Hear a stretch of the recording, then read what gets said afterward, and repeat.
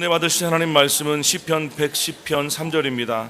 시편 110편 3절 말씀 다 같이 함께 봉독하시겠습니다. 주의 권능의 날에 주의 백성이 거룩한 옷을 입고 즐거이 헌신하니 새벽 이슬 같은 주의 청년들이 주께 나오는도다. 아멘. 이제 이미 잘 아시겠지만 우리 데이비차 형제님은 마지막 신호의 저자이시기도 하고요, 두 번째 책 마지막 성도 저자이시기도 합니다. 잘 아시는 대로 킹덤 아미 미니스트리를 창립하시고 지금 활발하게 전 세계를 대상으로 사역하고 계시는 거룩하시고 참 위대하신 하나님의 종이십니다. 이 시간 우리 데이비차 형제님 나오셔서 말씀 증거하실 때 큰 은혜 받으시기 바랍니다. 나오실 때 뜨거운 박수로 격려하시고 환영하시겠습니다.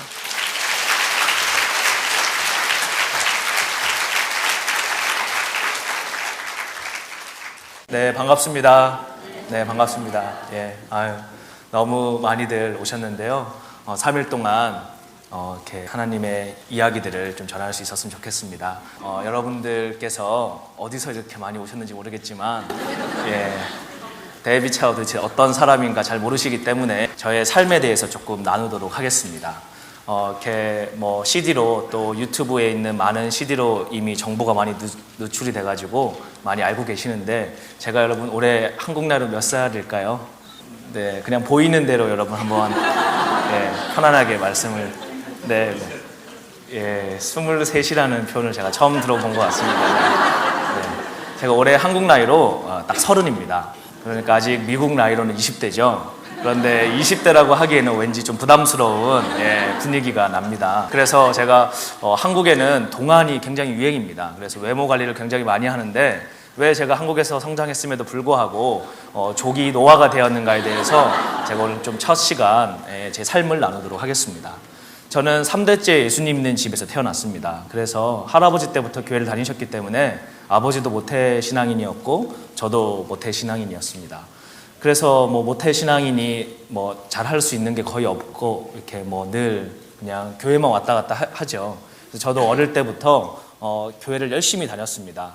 아버지께서 또 공무원으로 잘 나가시고 또 큰 교회 장로님으로 일찍 이렇게 다 하셨기 때문에 교회 가면 장로님 아들로 또 이렇게 모범적으로 행동을 해야 됐고, 학교에 가도 다 교회에서 봤던 집사님들이 학교 선생님이기 때문에 이렇게 항상 모범적인 생활을 해야 할 수밖에 없는 상황에서 저는 성장을 하게 되었습니다.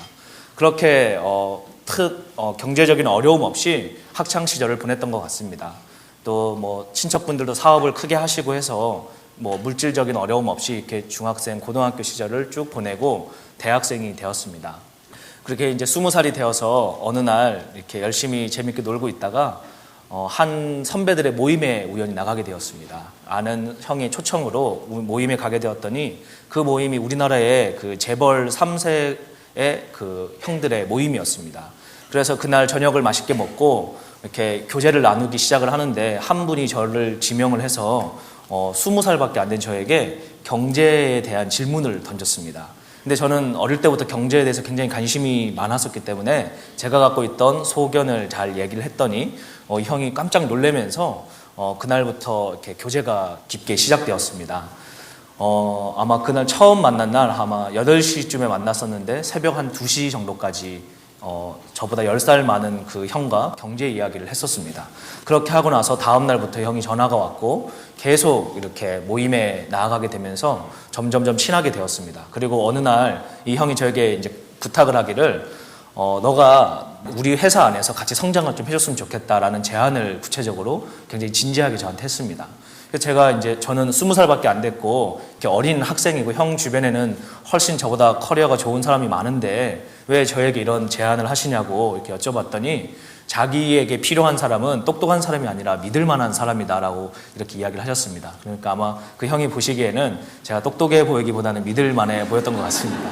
그래서 제가 그 형과 친하게 지내게 되었습니다. 그런데 굉장히 많은 혜택들을 저한테 선물로 줬습니다.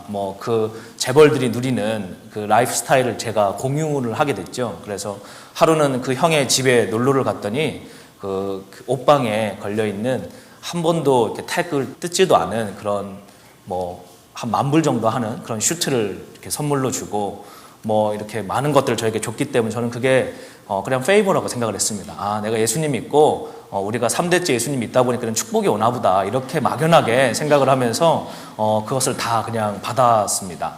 그러면서 저는 이렇게 생각을 했습니다. 아, 기도하지 않고 제 경험과 제 생각에 한국에서 빨리 성공하려면 실력은 기본이고 인맥을 잘 갖춰야 되고 줄을 잘 타야지만이 성공할 수 있는데 나와 같이 이렇게 어린 나이에 이런 좋은 인맥을 만나게 되었으니까 나는 이 형들하고 관계를 잘 유지해서 30대 때 우리나라의 중요한 회사에 중요한 자리를 차지해야겠다라는 야망을 가지고 그 형과 굉장히 친밀한 교제의 시간을 가졌습니다.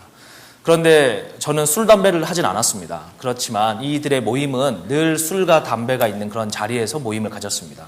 저녁 시간이 8시가 되면 항상 저는 출근하듯이 그 형들의 모임 장소로 매일마다 나갔습니다. 그리고 한 2시간 정도는 그날 뭐 이렇게 여러 가지 업무적인 것들을 같이 듣고 또 교제를 하면서 이 형이 저에게 자기가 일을 하지 않더라도 제가 실무를 다 잘할 수 있는 수준으로 저를 키우기 위해서 많은 좋은 그 사람들을 초청해서 저를 이렇게 훈련을 시켰습니다. 뭐 돈을 버는 흐름이라든지 경제 지표를 읽는 거라든지 뭐 여러 가지 이런 것들을 저에게 교육을 시키고 그렇게 교육이 끝나고 나면 늘 파티가 이렇게 열렸습니다. 그런데 10년 전쯤인데 좀 이렇게 컨디션이 안 좋거나 빨리 모임을 끝낼 때 기준으로 한국 돈으로 한 1,000만 원 정도 썼습니다. 그러니까 한 10,000불 정도죠. 미국 돈으로 하룻밤에 이게 그렇게 돈을 쓰면서 놀았고 좀 이렇게 사람들이 많이 와가지고 파티를 하면 20,000불씩 30,000불씩 이렇게 돈을 매일 밤마다 썼습니다. 그러니 제가 이제 돈에 대한 개념이 거의 없어지고 있던 시즌에 그렇게 한 6개월을 정말 방탕하게 몇십억을 쓰면서 놀았습니다. 서울에 있는 뭐 술집에서요. 그런데 저는 장로님의 아들이고 3대째 교회를 다니고 있고 청년부 리더고 학생부 임원도 했었고 성가대도 7년째 하고 있었고 뭐 교회 가면 너무나도 성실한 장로님의 아들내 또 다 모든 것을 갖추고 있는 그런 것처럼 보였지만 그래서 저는 그게 믿음 생활을 잘하고 있다고 착각을 했습니다. 일주일에 교회를 4번, 5번 이상 나가니까 나는 신앙이 좋은 사람이다. 한 번도 태어나서 교회를 빠져본 적이 없었기 때문에 나는 예수님을 잘 믿고 있다라고 스스로 착각하고 있었습니다. 그런데 인생에 20살이 넘어서 기회가 왔을 때 저는 하나님 앞에 기도하지 않고 제가 갖고 있던 소견으로 옳은 것을 선택을 했습니다. 이렇게 6개월 동안 방탕한 생활을 하면서 늘 고민이 됐습니다. 술자리에 앉아있으면서 술을 저는 안 먹으니까 얼마나 그 맨정신에 새벽 4시까지 앉아있는 게 힘들겠습니까? 맨정신에 계속 앉아있으면서도 내가 이 형들하고 관계를 잘 유지해야 앞으로 먹고 사는데 편할 거라는 그 생각 때문에 계속 그렇게 몇 개월을 앉아있는데도 참 마음이 괴롭기도 하고 어떤 날은 또 즐겁기도 하고 그렇게 시간이 흘렀습니다. 그렇게 크리스마스 이브가 되었는데 크리스마스 이브가 되면 항상 교회에서 항상 뭐 행사를 하죠. 그래서 저는 학생부 임원이었으니까 뭐 모임도 준비하고 이것저것 하는 게 많았기 때문에 분주한 하루를 보냈습니다. 그리고 교회를 가려고 하는데 이 형이 전화가 와서 오늘 크리스마스 이브인데 파티를 하려고 그런다. 너가 꼭 좀 왔으면 좋겠다라고 이야기를 했습니다. 근데 제가 단호하게 거절을 했어야 되는데 내가 여기서 이 형에게 제안을 거절하면 형한테 시켜서 내 미래가 지장이 올 거라고 저는 생각을 했기 때문에 교회를 가지 않고 이 형의 모임에 늦게 나가게 됐습니다. 뭐 파티라는 게요 어디서 맨날 했나 그러면 고급 요정에서 했습니다. 조금 늦게 들어갔더니 이제 뭐 사람들이 환영해주고 이렇게 자리에 앉았습니다. 근데 술집에 가면은 이렇게 여성분들이 남자분들 옆에 한 분씩 따라서 들어오죠. 그래서 제 파트너분이 들어오셔가지고 저에게 뭐 이렇게 술을 권하면서 크리스마스 이브니까 막 이렇게 기분 좋게 파티를 하려고 이렇게 분위기를 업 시켰습니다. 근데 제가 별로 기분이 그날 안 좋은 상태였기 때문에 가만히 이렇게 앉아 있었는데 저에게 이렇게 계속 오빠라고 이렇게 막 이렇게 하면서 친한 척을 막 하는 거예요. 처음 봤는데. 그래서 제가 이제 자꾸 팔짱을 끼려고 해서 제가 팔짱을 못 끼게 하고는 제가 오빠가 아니라고 이렇게 분위기를 확 깼습니다. 그랬더니 왜 그러냐 그래서 나는 20살밖에 안 됐고 그럼 몇 살이냐 그랬더니 20대 중반이라 그러시는 거예요. 그래서 저는 오빠가 아니니까 저한테 이렇게 하지 말라고 이렇게 얘기를 했습니다. 그래서 이분이 깜짝 놀라시면서 아니 어떻게 20살밖에 안 됐는데 이런 데를 올 수 있느냐 라고 이렇게 한탄을 하시는 거예요. 그래서 제가 좀 쑥스럽지만 앉아 있었습니다. 그런데 이 여성분이 저에게 계속 술을 권했습니다. 그래서 제가 술을 안 먹는다고 얘기를 했죠. 왜 술을 안 먹느냐 이렇게 얘기를 하는데 그날 거기에다 대고 교회 다녀서 술 안 먹는다 하기가 좀 민망해서 알러지가 있어서 술 안 먹는다고 이렇게 얘기를 했습니다. 그랬더니 이 형이 그 얘기를 듣고는 얘 교회 다녀서 술을 안 먹는다고 이렇게 그 자리에서 바로 얘기를 했습니다. 그랬더니 여성분이 너무 반가워하면서 자기도 교회 다닌다 그러시는 거예요. 네, 그래서 제가 너무 황당했습니다. 어떻게 교회를 다니시는데 이 술집에서 일을 하실 수가 있습니까? 라고 제가 이렇게 항의를 하고 싶었지만 제 입장이 항의할 수 있는 입장이 아니죠. 왜냐하면 저는 거기서 놀고 있었으니까. 그래서 굉장히 기분이 안 좋은 크리스마스 이브를 보내면서 심각했습니다. 제 나름대로는. 어떻게 교회를 다니는데 이런 데서 일을 하실 수가 있을까? 그리고 나는 교회를 다니는데 여기서 놀고 있을 수가 있을까? 참 그냥 마음이 좀 무거웠습니다. 이런 상황에서 이 여성분이 계속 뭐 이렇게 교회 얘기를 하시면서 저보고 어느 교회 다니냐고 물어보셨습니다. 그래서 왜 여기서 그런 얘기를 하시냐고 이렇게 제가 항의를 했더니 이 여성분이 어느 교회 다니냐고 계속 물어보셨고, 제가 침묵을 하고 있을 때 옆에 있는 형이 얘는 서울에 있는 무슨 유명한 교회를 다닌다고 말을 해버렸습니다. 그런데 이 여성분이요 너무 반가워하면서 자기도 같은 교회 다닌다고 그러시는 거예요. 네, 그래서 뭐 같은 교회 그 자매님을 강남의 고급 술집에서 만나게 됐습니다. 이게 이제 여러분들에게는 굉장히 웃긴 일일 수 있는데 당시 저에게는 너무 큰 충격이었습니다. 20년 동안 한 주도 빠지지 않고 교회를 다니고 또 청년부에 가서 눈물을 흘린 적도 있었고 하나님 앞에 바르게 살겠다고 수많은 밤을 고백했던 날들도 있었는데 20살이 되고 또 어른이 되고 나서 제가 처음 사회에서 성공해 보겠다고 발버둥 친 결과가 같은 교회 다니는 성도를 술집에서 만나는 열매로 나타나게 되었습니다. 여러분, 믿음이라는 것은 예수 그리스도가 나의 구주인 것을 마음으로 믿는 것과 함께 믿기 때문에 나올 수밖에 없는 행동이라는 것이 있습니다. 여러분, 정말 우리가 어떤 사람을 사랑하게 되면 행동이 나올 수밖에 없죠. 예를 들어서 데이트를 하는데 이 남자가 어떤 자매를 정말 사랑하게 됩니다. 그럼 정말 사랑하게 되면 표현하지 않을래야 안 할 수가 없습니다. 그와 같이 우리가 예수님을 정말 사랑하게 되면 말하지 않아도 그 사랑이 나올 수밖에 없는 것이 바로 야고보서에서는 믿음은 행함으로 증명된다라고 표현하고 있습니다. 근데 저는 그때 당시에 그런 믿음이 없었기 때문에 교회는 다녔지만 제 삶의 반쪽은 세상에 완전히 심취해 있었습니다.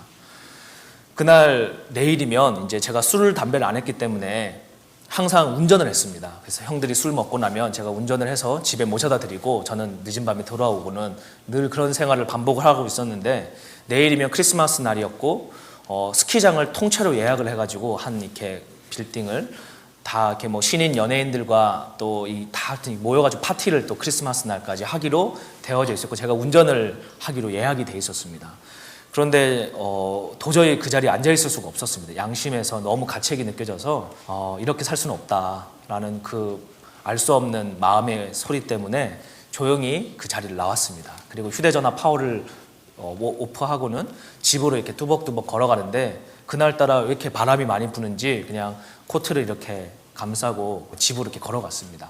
한참을 이렇게 집으로 걸어가는데 알 수 없는 눈물이 계속 쏟아졌습니다. 내가 왜 이렇게 살아야 되나?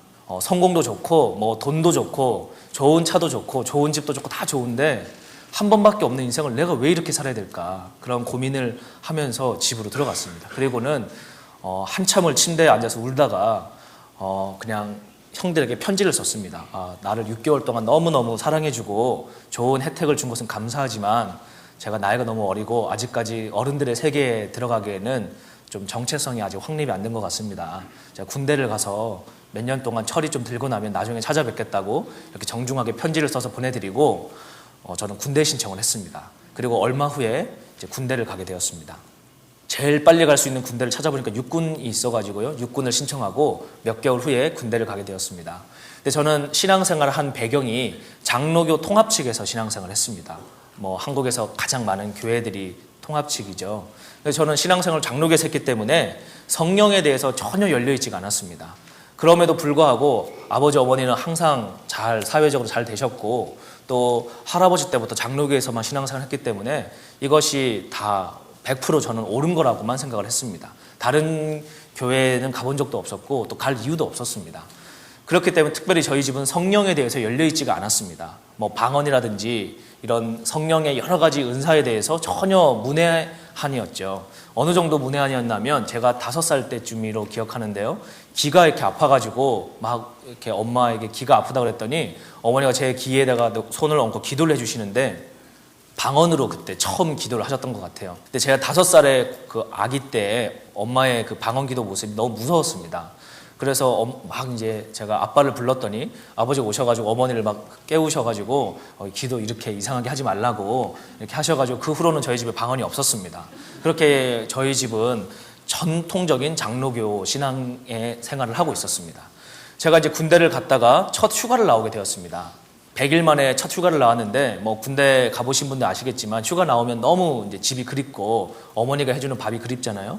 첫 휴가를 나왔는데 100일 만에 이제 집에 들어가서 맛있는 걸 먹으려고 어머니가 계시는 집에 초인종을 눌렀습니다. 근데 어머니가 문을 열고 나오셔가지고 저에게 막 안아주시고 고생했다고 이러시는 게 아니라 문을 열자마자 저를 보시고는 빨리 옷 갈아입고 안방에 들어오라고 그러시는 거예요.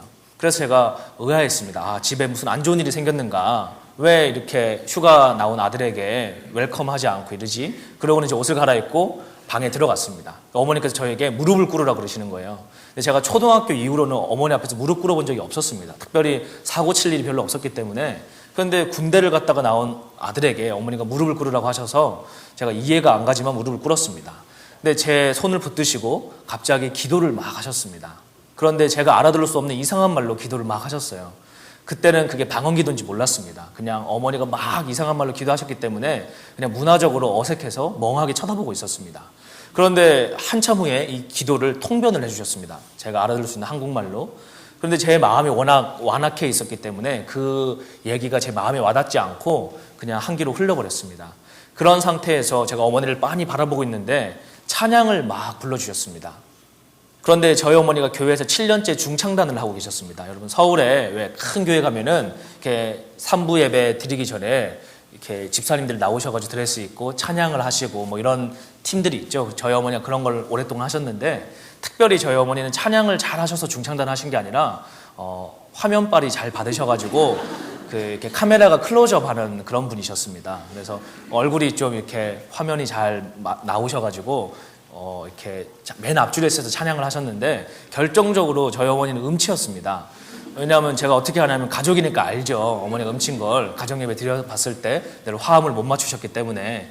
그런데도 이제 중창단 하셨던 이유는 그냥 단순히 화면빨 잘 받는다는 이유로 뽑히셔가지고 립싱크하는 중창단이었습니다. 그래서 이제 어머니는 앞줄에 서 계시고 뒤에서 찬양을 잘하시는 집사님은 뒷줄에 서 계시는 그런 어떤 코믹한 중창단이었습니다. 그런데 이제 제가 어머니가 음치인 걸 잘 알고 있는데 그날 저에게 찬양을 불러주시는데 너무 높은 고음의 찬양을 소프라노 전공하신 분처럼 막 혼자 이렇게 막 부르시는 거예요. 제가 제 상식으로 이해가 안 갔습니다. 아니 어머니가 분명히 음치인데 이거 어떻게 된 거냐라고 제가 어머니께 여쭤봤더니 찬양을 막 부르시다가 웃으시면서 기도하는데 성령님이 선물로 주셨다 이런 얘기를 하시는 거예요. 당시 저에게는 믿음이 없었기 때문에 어머니가 미치셨다고 생각을 했습니다. 이게 상식적으로 이해가 안 되는 거예요. 대학생이었던 제 눈높이로 봤을 때는 아니 어머니가 음치인데 뭐 음치가 왜 이게 치유가 왜 성령님이 왜 그런 걸 해주시나 또 너무 어색했습니다. 그래서 이제 어머니만 아니었다면 제가 그냥 방문을 열고 나왔을 텐데 그래도 군대 가면 웬만큼 효자가 되거든요. 그래서 꾹 참는 마음으로 계속 무릎을 꿇고 있었습니다. 그런데 찬양을 부르시다가 자리에서 일어나셔가지고요 춤을 막 추셨습니다. 그러니 이게 여러분이 제 입장으로 생각해 보십시오. 휴가를 나왔는데 10분도 안 됐는데 집에서 어머니가 막 이상한 방언 기도를 하시다가 음치였던 어머니가 높은 노래를 잘 부르시고 갑자기 막 일어나서 춤을 추시는데 저 너무 황당했습니다. 그래서 아니 어머니 왜 이러시냐고 이렇게 여쭤봤더니 어머니가 막 웃으시면서 이게 성령 춤이다 그러시는 거예요. 저는 그런 표현을 처음 들어봤습니다. 태어나서. 그래서 제 마음으로 생각하기는 우리 어머니가 내가 군대 간 동안에 무슨 일이 있었는지 모르겠지만 좀 잘못되셨나 보다. 이게 좀 이렇게 우리 집이 망하는 줄 알았습니다. 왜냐하면 이 장로교회 이 보수적인 크리스찬 집안에서 어떻게 우리 어머니가 이런 이상한 말을 하고 멀쩡하게 생기신 분이 방에서 혼자 춤을 추고 이게 완전 뭐 미치지 않고서는 할 수 없는 일이잖아요. 그래서 제가 무거운 마음을 놔두고 이제 제 방으로 돌아왔습니다. 그리고 방에서 이제 며칠 쉬는데 휴가를 나왔으면 어머니가 한 끼라도 맛있는 걸 해주셔야 되는데 5일 동안 한 끼도 안 해주시고 계속 방에서 기도만 하셨어요. 계속 춤을 추시다가 우시다가 웃으시다가. 그래서 제가 봤을 때는 미친 사람이죠. 그래서 어머니가 잘못되셨나 보다. 그런데 제가 병원에 데려갈 수는 없으니까 그냥 나중에 아버지한테 좀 어머니 잘 보호해 달라고 얘기를 하고는 이제 휴가가 다 끝났습니다. 너무 마음이 무거웠습니다. 왜냐하면 계속 안방에서 이상한 소리가 들리니까 너무너무 저는 괴로웠죠. 그리고 부대를 혼자 돌아가려고 옷을 갈아입고 들어가는데 어머니가 방에서 부르셨습니다. 빨리 방에 들어오라고. 그래서 이제 인사드리고 가려고 또 방에 들어갔더니 또 무릎을 꿇으라 그러시는 거예요. 그래서 무릎을 꿇었더니 어머니가 막 기도를 해주시는데 한국말로 이렇게 얘기를 하셨습니다.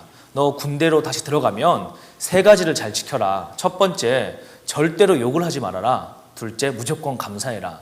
세 번째, 무조건 순종해라. 이 3가지만 잘 지키면 하나님께서 너를 지금 특별히 훈련시키고 있는데 너가 알지 못하는 크고 비밀한 일로 너를 사용하실 것이다. 그리고 너가 군대 안에서 군종병의 업무를 하게 될 것이다. 그래서 제가 콧방귀를 뀌고 부대로 들어갔습니다. 왜냐하면 제가 연대 인사과에 행정병 업무를 하고 있었습니다. 제가 하는 실무 업무가 새로 들어온 병력들을 이 보직을 분류해가지고 이렇게 각 장소로 배치시켜주는 그 실무를 제가 하고 있었기 때문에 저는 군종병이 될 수 없다라는 사실을 잘 알고 있었습니다. 왜냐하면 제가 그 업무를 했기 때문이죠. 그런데 이제 군대를 갔습니다. 그리고 제가 이렇게 생각을 했죠. 내가 언제 이렇게 군대 가서 밑바닥 생활을 해보겠냐. 여기에서 내 인격을 한번 수양해 봐야겠다라는 제 순수한 의지를 가지고 어머니 말씀을 순종을 하려고 생각을 했습니다. 그래서 이게 뭐 하나님 믿고 이런 것 때문에 그런 게 아니라 그냥 젊은 나이에 한번 해보자. 겸손한 것을 훈련시키기 위해서 감사하고 순종하자. 그리고 욕은 뭐 원래 안 했으니까 하지 말자. 이렇게 결단을 하고 군생활을 했습니다. 그런데 오늘날 군대는요, 가장 큰 문제가 군대 안에 이등병들의 자살입니다. 왜냐하면 다 집에서 1명, 2명 기하게 커서 군대로 오면 적응을 못하고 이렇게 자살을 하죠. 제가 군생활 할 때도 자살 사고가 저희 부대에 있었습니다. 제가 들어가기 얼마 전에. 그래서 많은 사람들이 자살에 예민해져 있을 그때 저와 함께 들어왔던 그 동기 6명이 이 꾀를 내어가지고 자기들도 죽고 싶다고 편지를 써서 이제 부대장에게 편지를 보냈습니다. 근데 부대장이 이걸 보니까 너무 힘들죠. 왜냐하면 자기가 관리하는 부대 안에서 자살 사고가 이렇게 많이 일어나면 진급을 할 수가 없기 때문에 이 병사들을 다 모아가지고 아무 일도 안 시키고 수영장으로 보내버렸습니다. 이렇게 뭐 비전 캠프라고 해가지고요, 영화 보여주고 수영장 보내주고 뭐 휴가 보내주고 하는 그런 이등병들의 캠프가 있습니다. 그런 곳에 다 보내버리고 저 혼자만 감사하고 순종했더니 남아 있었습니다. 그래서 이제 일이 점점점 많아지기 시작하는데 군대에서는 적당하게 요령을 부려야 일이 줄어듭니다. 그런데 계속 감사합니다 하고 일을 하기 시작했더니 정확하게 2개월 만에 업무량이 4배로 증가했습니다. 그래서 4명의 업무가 저에게 넘어와서 이제 어머니께 항의 전화를 괜히 했죠. 아니, 엄마 말 듣고 괜히 순종했다가 군생활만 힘들어졌습니다. 그러니까 어머니 이상한 기도하지 마시고 예전처럼 교양 있게 신앙생활 하시라고 이렇게 제가 늘 항의 전화를 했습니다. 그런데 어머니께서 그럴 때마다 너 군종병이 될 거라고 계속 황당한 소리를 하시는 거예요. 그래서 아니 엄마, 나는 행정병이고 나는 신학을 하지 않기 때문에 군종병 될 이유가 없다고 이렇게 전화를 끊었는데, 그로부터 몇 개월 후에 저희 부대에 군종병이 새로 들어왔습니다. 그래서 제가 어머니께 바로 항의 전화를 드렸죠. 아니, 엄마가 나 군종병 된다고 했는데 오늘 드디어 엄마의 기도가 틀린 게 밝혀졌으니까 엄마가 뭐 만났다고 하는 거 성령님인지 뭔지 이런 건 다 거짓말이다. 그러니 앞으로는 방언기도 이런 거 좀 하지 말고 그냥 예전처럼 좀 제발 신앙생활 해달라고 제가 부탁을 드렸습니다. 그런데 어머니께서 야, 기도를 해보고 다시 전화를 주겠다고 이렇게 얘기를 하시면서 밤에 다시 전화가 왔는데 막 웃으시면서 야, 기도해봤더니 성령님께서 걔는 오늘 들어온 친구는 가짜 군종병이고 너가 진짜 군종병이란다, 이런 황당한 소리를 하시는 거예요. 여러분, 우리는 이성을 갖고 살고 있지 않습니까? 그런데 대한민국 국방부가 지정한 군종병을 어머니는 아니라고 하시고 대한민국에서 저희 어머니 혼자만 제가 군종병이라고 얘기를 하시는 거예요. 그래서 제가 누구 말을 듣고 사회생활을 해야 되겠습니까? 당연히 세상의 이야기를 들어야 된다고 생각을 했기 때문에 어머니가 단단히 잘못되셨나 보다라고 생각을 하고는 전화를 끊으려고 했습니다. 근데 그때 어머니께서 오늘 새로운 군종병에게 가서 주기도문과 십계명을 물어보라고 하셨습니다. 제가 너무 당황스러웠죠. 왜냐하면 이 친구는 신학생이었습니다. 제가 그 신상 명세서를 봤더니 신학생인데 신학생이 주기도문과 십계명 모른다는 게 말이 안 되지 않습니까? 그리고 전화를 끊었습니다. 그리고 이제 잠자리에 가서 누워 있는데 잠이 안 왔어요. 왜냐하면 어머니 말씀을 믿어서가 아니라 단순한 궁금증 때문에 잠이 안 왔습니다. 사람이 이렇게 심리가 이게 궁금하면 잠이 안 오잖아요. 그래서 도대체 우리 엄마가 이렇게 신중하신 분인데 왜 군대 간 아들에게 새로 들어온 군종병이 십계명 주기도문 모를 거라고 확신을 갖고 계실까? 이게 이해가 안 갔습니다. 그리고 제가 그 신학생에게 깨워서 불러냈습니다. 그리고 제가 물어봤습니다. 너 주기도문 아냐? 이렇게 물어봤죠. 이 친구가 잘 모르겠습니다. 이렇게 얘기를 하는 거예요. 그래서 제가 너무 황당해가지고 야 그럼 너 십계명은 아니냐? 십계명도 잘 모른대요. 너 신학교 어떻게 갔냐 그랬더니 이 친구 하는 얘기가요. 자기 동네에 그 학교가 새로 하나 생겼는데 그 수능 시험을 보고 나서 대학생은 돼야 되겠고 학점이 너무 낮아가지고 가장 가까운 학교 가운데 미달된 학과를 찾다 보니까 그 신학과라는 데가 있어가지고 이 친구는 교회도 안 다니는 친구인데 그냥 원서를 쓴 겁니다. 그리고 학교 측에서는 인터뷰도 안 하고 합격처를 일단 시켜놓고 학교를 가봤더니 목사님이 되는 길이라 가지고 학교를 2번 가고 군대를 온 그런 친구였습니다. 물론 모든 신학교가 이렇지는 않습니다. 이제 특별한 그런 학교가 있었겠죠. 그 친구에게는. 그런데 하여튼 이 친구가 그렇게 신학교를 간 것도 저에게는 황당한 일이지만 제가 가장 쇼크를 먹은 거는 어머니가 이걸 어떻게 알았을까. 이게 제가 상식적으로 이해가 안 갔습니다. 그냥 저는 평범한 그냥 크리스찬 청년인데 우리 엄마의 이런 일이 아무리 제 이성으로 이해를 하려고 해도 이해가 안 됐습니다. 우리 엄마가 무슨 점쟁이도 아니고 이게 어떻게 이런 일이 있을 수가 있을까. 저는 그날 밤을 거의 꼴딱 샜습니다. 고민을 하면서 이거 어떻게 내가 이걸 신앙적으로 받아들여야 되는 것인가. 그리고 한 달이 지나도 저는 군종병이 되지 않았기 때문에 그냥 해프닝으로 끝나게 되었죠. 그냥 시간이 흘렀습니다. 그리고 2개월이 지났는데 부대에 목사님이 저희 부대 방문을 하셨습니다. 저희 부대는요 부대 안에 절이 있고 부대 밖에 교회가 있었습니다. 그래서 이 교회는 특별히 그 외부에서 목사님이 오셔서 봉사를 하시고 부대 안에 있는 절은 군종 장교가 스님이었던 좀 특별한 부대였어요. 일반적이지 않은. 그런데 이 목사님이 부대에 방문을 하셔가지고 연대장에게 군종명을 바꿔달라고 요구를 하셨습니다. 그 부대장이 안수 집사님이셔가지고 허락을 해주셨습니다.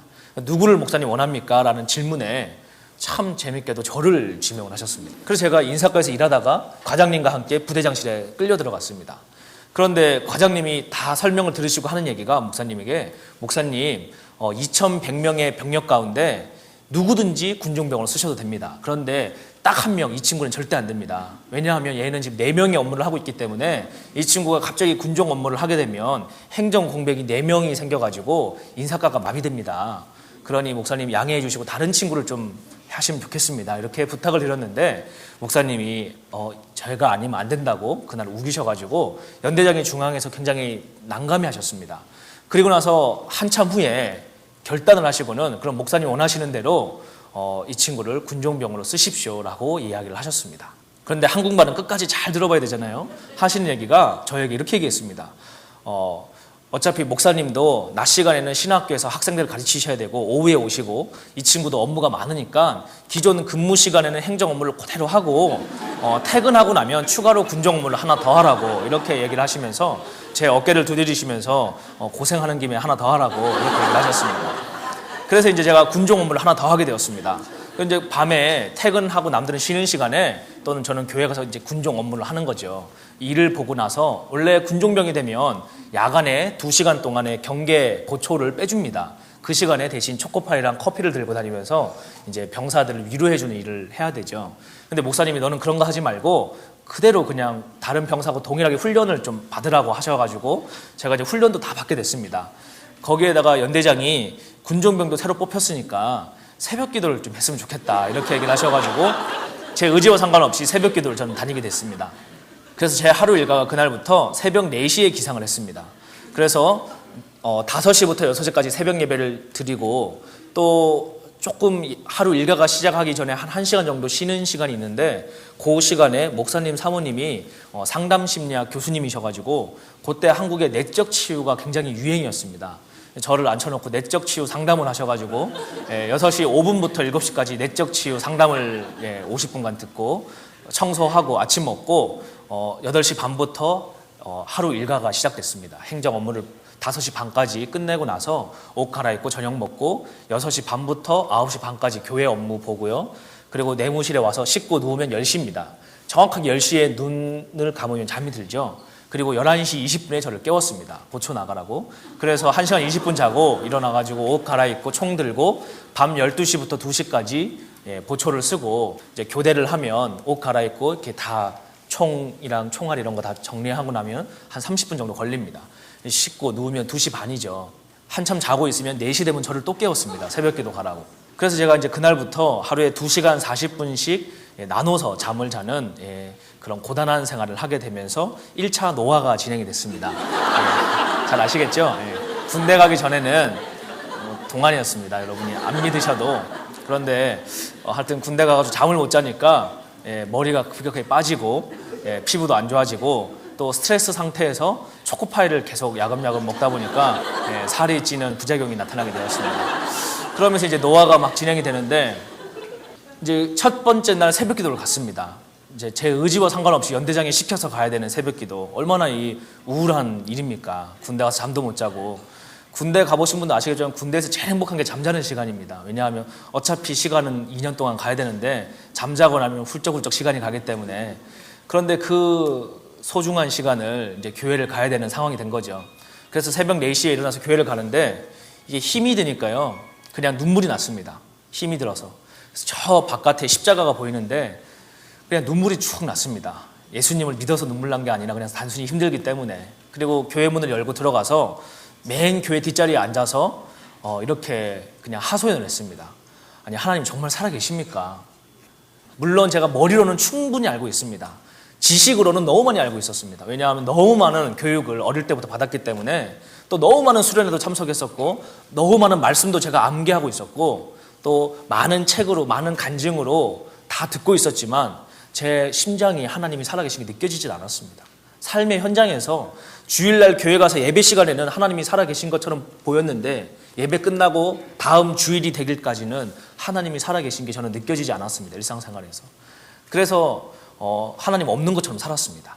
근데 제가 이제 교회에 처음 가서 하는 얘기가 하나님 정말 살아계십니까? 당신이 정말로 살아계시다면 70억 인구 가운데 나를 알고 계십니까? 내가 요즘에 무슨 고민을 하고 살아가는지, 내 마음에 요즘 어떤 생각이 있는지, 그리고 나의 인생에 대한 계획이 있으십니까? 이렇게 제가 질문을 했습니다. 그리고 제가 이렇게 기도했습니다. 하나님 정말 살아계시면 제가 남은 군 생활 동안 하나님 앞에 기도 생활을 하겠습니다. 대신에 어머니한테 말씀하지 마시고 저에게 직접 말씀해 주십시오. 이렇게 저는 얘기를 했습니다. 왜냐하면 제 생각에 아니 내가 엄마 배에서 나왔는데 엄마가 정말 하나님과 그렇게 친밀하게 교제할 수 있다면 나라고 못할 게 뭐가 있는가 이런 이제 오기가 생겼습니다. 그래서 저는 이제 그날부터 기도 생활을 했죠. 그러면서도 제 마음 한편에는 장로교에서 자랐다라는 그 신앙적인 배경 때문에 하나님과 그 친밀하게 교제하는 거에 대한 어색함이 너무 많이 교리적으로 있었습니다. 이게 뭐 이단들이 하는 잘못된 거 아닌가? 이런 성경이 있는데 왜 내가 또 기도해서 하나님과 교제를 해야 되지? 뭐 이런 제 나름의 마음의 질문들이 있었죠.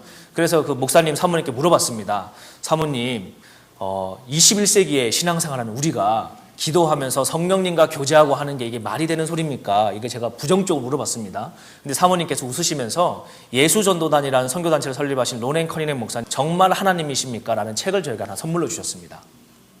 제가 이 책을 보니까요, 제가 깜짝 놀랐습니다.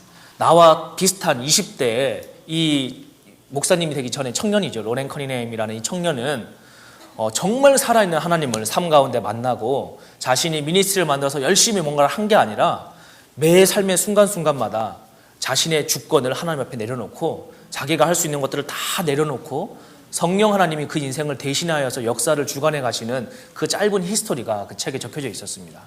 제가 그 책을 보고 너무 큰 도전을 받아서 아니 똑같은 예수님을 믿는데 나의 예수님은 주일날 50분간만 살아있는 분이고 이분의 예수님은 365일 살아있는 예수님이구나. 그 살아있는 시간이 길면 길수록 그 인생에 나타나는 하나님의 파워가 이토록 다르게 나타나는구나 해서 제가 너무 보고 충격을 받았습니다. 그리고 제가 억울했어요. 야, 내가 20년 동안 한 주도 빠지지 않고 교회를 다녔는데 왜 내가 알고 있는 하나님은 아무것도 없을까? 나는 주님을 너무 모르는구나. 나는 너무 모르는구나. 교회만 열심히 다니고 주일날 화장실 청소하고 토요일날 식당 봉사하고 뭐 성가대 봉사하고 대학부 임원하고 청년부 리더하고 수련회 준비팀장하고 이런 거 하면 저는 신앙이 좋은 거라고 착각을 했습니다. 여러분 전혀 신앙과 별개죠. 그건 그냥 일입니다. 일. 그리고 나서 제가 이제 군대에서 기도 생활을 하는데요. 그렇게 1년을 기도를 했습니다. 1년 기도하는데 전혀 하나님의 마음을 느낄 수 없었습니다. 그래서 제가 힘이 들었죠. 왜 하나님 나에게 말씀하지 않으실까? 내가 이토록 하나님 앞에 간구하는데 왜 만나주지 않으실까? 정말 할 수 있는 것을 다 했습니다. 군대 안에서 금식도 해봤고 뭐 기도도 하고 휴가 때 기도원도 가서 또 금식하고 그러면서 부대는 점점점 부대교회가 부흥이 됐습니다. 왜 부흥이 됐나 하면 제가 인사과에 있다 보니까요. 새로운 병사들을 뽑을 수 있는 권한이 저에게 있잖아요. 실무적으로. 그래서 항상 새로운 병사를 기독교 학생들만 면접을 봐서 뽑았습니다. 그래서 점점 이제 1년이 지났더니 이제 한 번 이렇게 사이클이 바뀐 거죠. 그래서 저희 부대에 거의 다 크리스천밖에 없어가지고 이제 스님이 하실 일이 없었어요. 왜냐하면 주일날 절에 가는 친구가 3명도 안 됐기 때문에 거의 교회만 넘쳐나게 되었습니다. 그래서 저는 해피했죠. 그냥 즐겁고 그렇게 군 생활은 너무너무 행복했는데 제 영적으로 하나님을 만날 수가 없었습니다. 그래서 너무 이 갈급한 마음을 어찌할 바가 몰라가지고 계속 기도를 하는 거죠. 왜 제가 또 갈급했나 하면요. 하나님 만나지 않고 제대하면 저는 또 재벌령을 찾아갈 것 같았습니다. 왜냐하면 먹고 살아야 되니까 이 땅에서 어차피 먹고 살 거면 멋있게 잘 먹고 잘 살아야 되지 않나 하는 생각 때문에 그렇게 찾아갈 것 같았기 때문에 근데 제 내면의 중심에서는 그렇게 살고 싶지가 않았습니다. 한 번밖에 없는 인생은. 그래서 정말 이 군대 제대 기간이 다가올수록 더 열심히 기도를 했습니다. 그렇게 기도를 하는 게 2006년도 일이었습니다. 2006년 2월 달이 제가 병장으로서 제대를 4개월 앞둔 시점이었습니다. 열심히 기도를 하고 있는데 인생에서 처음으로 성령님께서 제 마음에 말씀을 주신 날이 있었습니다. 그날 저에게 뭐라고 하셨느냐, 제 이름을 부르시면서 내가 너의 눈물을 다 보았다. 그리고 내 눈물이 기쁨의 단이 되게 해주겠다라는 말씀을 주셨습니다. 저는 그때 처음으로 마음에 귀가 있다는 것을 알게 되었습니다. 여러분, 우리 육신의 귀가 있죠. 그리고 이 소리를 듣습니다, 우리가. 그런데 여러분, 우리의 소리가 육신의 귀로만 듣는 소리가 전부가 아닙니다. 마음에도 귀가 있습니다. 여러분, 우리 영혼에 보이지 않는 귀가 있습니다. 그리고 하나님이 그 마음의 귀를 향해서 늘 메시지를 주시는데 우리가 준비가 안 돼 있기 때문에 들을 수가 없는 것이죠. 저는 그날 처음으로 마음의 귀가 정말 있구나. 그리고 하나님이 정말 살아계셔서 나를 알고 계시는구나. 그냥 성경에 있는 그 말씀이 아니라 여호와 하나님이 내 이름을 알고 계시다라는 그 사실만으로도 저는 너무 행복했습니다. 내가 그냥 단순히 종교 생활을 하고 있는 것이 아니라 이 창세기부터 계시록까지 성경의 말씀의 주인공이신 그 하나님이 나를 알고 계시구나. 그리고 내가 1년 동안 군대에 와서 울고 있었던 그 눈물을 보고 계셨구나. 그리고 이제 눈물을 흘리지 말라고 응답해 주셨다는 그 사실이 저에게 너무 큰 감격이었습니다. 그리고 24년 만에 저는 처음으로 하나님이 교회에 있는 하나님이 아니라 내 심장에서 뛰는 하나님으로 변화가 되는 계기가 그날 바로 일어났습니다. 그리고 나서 제가 너무 행복해서 교회 앞마당을 막 뛰어다녔습니다. 동트기 전 새벽에 미친 사람처럼 막 이렇게 뛰어다니면서 너무 행복했습니다. 그리고 제가 그날부터 제 삶이 변화되기 시작을 했습니다. 새벽에 이렇게 막 물을 주고 여러 가지 한 100일 동안 군 생활을 하는 동안에요. 너무 많은 응답과 기적들이 매일매일 일어났습니다. 너무너무 영적으로 이렇게 기적들이 일어나니까 너무 이게 처음에 한두 번 기적은 놀랐는데 기적이 한 20일 이상 연속되니까 그냥 일상생활처럼 됐습니다. 그래서 기적이 그냥 일상이 돼버리는 거예요. 기도를 하면 응답이 일상이 돼버리는 그 상황이 이제 100일 동안 유지가 되고 있었습니다. 얼마나 기적이 일상이 되냐 하면요. 그냥 그날 기도하면 하루 이틀 안에 다 이루어졌습니다. 제 마음의 기도 제목들이. 예를 들어서 제가 부대 안에 제보다 한 달 고참인 병장과 사이가 안 좋았습니다. 왜냐하면 제가 군종병이 돼가지고 맨날 애들을 데리고 교회를 가니까 이 친구는 교회를 안 다니는 친구인데 이제 그게 별로 마음에 안 들었던 거죠. 근데 저는 그 친구가 그 고참이 저하고 원수도 아닌데 사랑할 수 있는 능력이 제 안에 없었습니다. 그래서 예배를 막 드리고 기도를 하고 있는데 제 마음에서 성령님께서 그 친구를 사랑하라는 마음을 주시는데 제가 사랑할 수가 없는 거예요. 그래서 며칠을 시도를 했습니다. 오늘은 내가 가서 사랑한다고 한번 이렇게 표현을 해봐야겠다. 그런데 방문을 열면 딱 뒤통수만 봐도 화가 막 이렇게 나는 그런 상황이었기 때문에 너무 힘이 들었습니다. 그래서 막 기도를 하는데 성령님께서 마음에 은혜를 주시고 이게 해결됐다라는 확증을 주셨어요. 그리고 방문을 딱 여는 순간에 내무실에 그 친구를 보자마자 제가 눈물이 막 쏟아졌습니다. 내가 이 친구를 사랑하지 못했구나. 그리고 제가 그 친구한테 앞에 가서 무릎을 꿇고 눈물을 흘리면서 회개를 했습니다. 그러니까 이 친구가 당황하죠. TV 보고 있다 갑자기 제가 들어와가지고 무릎을 꿇고 막 눈물을 흘리면서 미안하다 그러니까 왜 그러냐고 막 그래서 제가 미안하다고, 내가 당신을 동갑이라는 이유만으로 나보다 2개월 고참인데 진심으로 이렇게 존경하지 않았다고, 미안하다고 이렇게 제가 사과를 했더니 막 이렇게 화해가 되면서 놀랍게 이 친구가 하나님을 만나는 역사가 일어났습니다.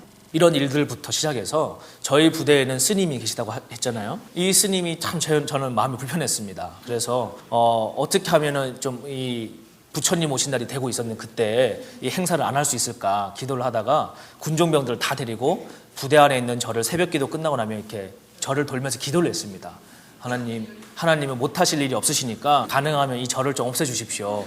이렇게 하면서도 제가 이거는 너무 좀 황당한 기도다 이렇게 얘기를 했죠. 그러면서도 아니 하나님 못하실 리가 없는데 기도를 안 해서 우리가 안 하시는 거지, 우리가 기도하면 하나님이 해주시지 않을까, 이런 그냥 어린아이와 같은 마음으로 몇 날 며칠을 절을 돌았습니다. 그런데 이 마음에 어느 날 확신이 들었어요. 야, 하나님께서 뭔가 하시겠구나.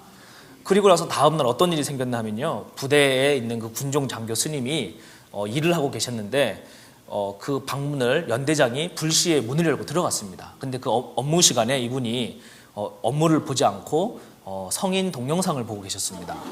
그 장면이 순간 발각이 되셔가지고 그 자리에서 너무 부끄러우셨는지 부대에 사표를 내고 나가셨습니다. 그래서 부대에 군종 장교가 갑자기 없어졌어요, 그날. 그래서 부처님 오신 날 행사도 못하고, 거기에다가 부대장이 안수 집사님이셨는데 절을 없애버렸습니다.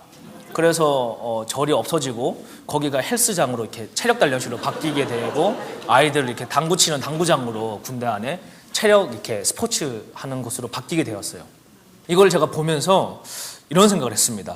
야, 이게 만약에 우리가 기도해서 된 일이라면 이거는 좀 과대망상증 같고, 기도를 안 해서 이런 일이 일어났다면 이거 말도 안 되고 이거 어떻게 받아들여야 되나 할 만큼 이런 기적들이 100일 동안 거의 매일 일어났습니다. 그런 제 신앙생활이 얼마나 행복하겠어요. 그냥 해피하죠. 그래서 너무 행복해가지고 밤에 근무를 쓸 때 제 몸은 근무지에 앉아있지만 제 영은 깨어가지고 막 부대 안을 다니면서 귀신들 내쫓고 막 이런 이상한 일들을 하면서 하여튼 장로교라고는 할 수 없을 이상한 체험들을 많이 하게 되었습니다. 그렇게 100일을 신앙생활을 하는데 너무너무 행복했습니다. 얼마나 주님하고 가까워지는지, 야, 이제는 너무 행복해서 이제 고민이 전혀 없어졌어요. 주님 딱 만나고 나니까 삶의 문제들이 해결된 게 아무것도 없었는데도 불구하고 그냥 마음의 고민이 알아서 없어졌습니다. 그렇게 하고 있는 2006년 5월 첫째 주가 됐습니다. 아침에 새벽 예배가 끝나고 화단에 물을 주고 있는데 성령님께서 제 마음에 말씀을 하기 시작하셨습니다. 너가 나를 정말로 사랑하느냐 이렇게 물어보셨습니다. 저는 제가 예수님을 사랑하고 있다고 생각을 했습니다. 왜냐하면 너무 그냥 해피하니까. 그래서 저는 제가 주님 사랑합니다 이렇게 얘기를 했습니다. 정말로 사랑하느냐 또 물어보셨습니다. 예, 제가 정말로 사랑하는 것 같습니다. 정말로 사랑하느냐? 예, 제가 사랑합니다. 점점 자신이 없어졌죠. 그런데 성령님께서 저에게 네가 나를 정말로 사랑한다면 지금 교제하고 있는 여자친구랑 헤어질 수 있겠느냐 이렇게 얘기를 하셨습니다. 제가 이제 그 얘기를 듣는 순간에 어떻게 반응을 했을까요?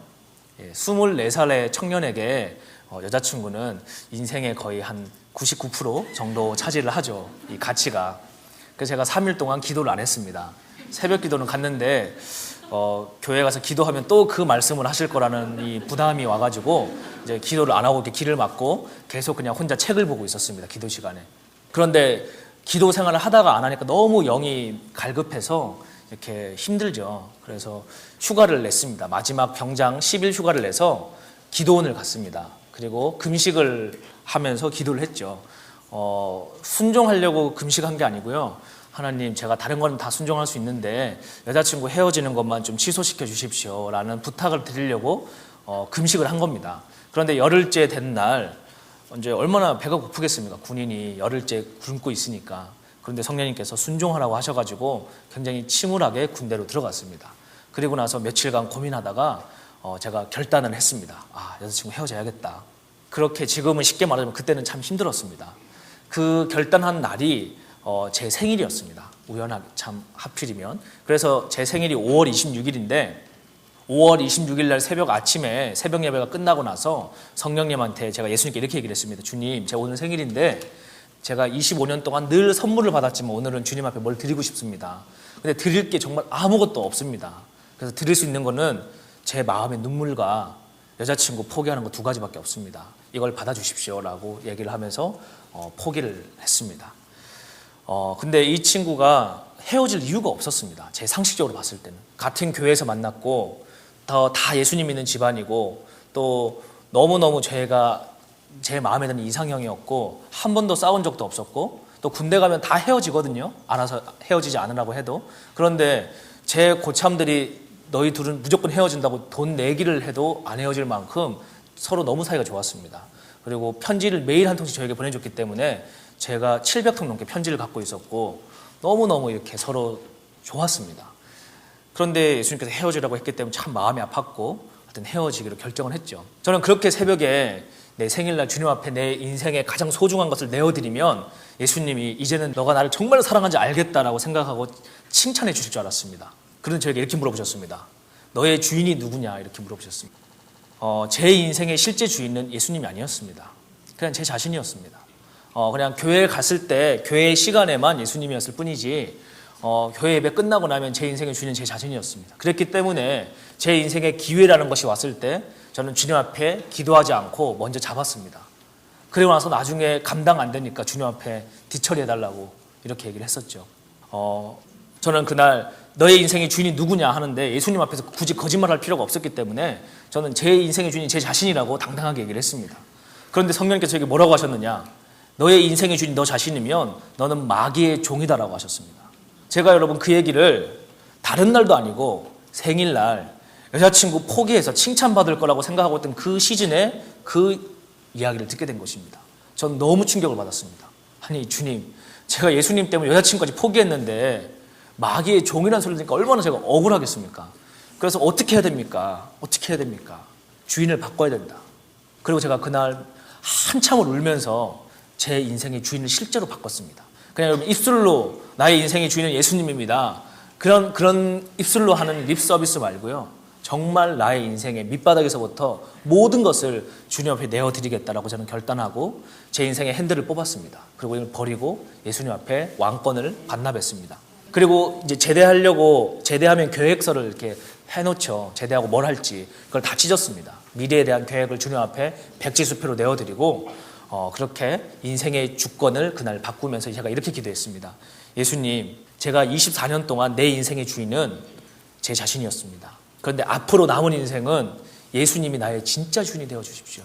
대신 2가지만 약속해 주십시오. 첫 번째는 제 남은 인생을 통해서 이제 앞으로 하나님 앞에 효도하게 해주십시오. 2번째는 육신의 부모님에게도 효도할 기회를 주십시오. 이렇게 제가 기도를 하고 그날 하루를 마감을 했습니다.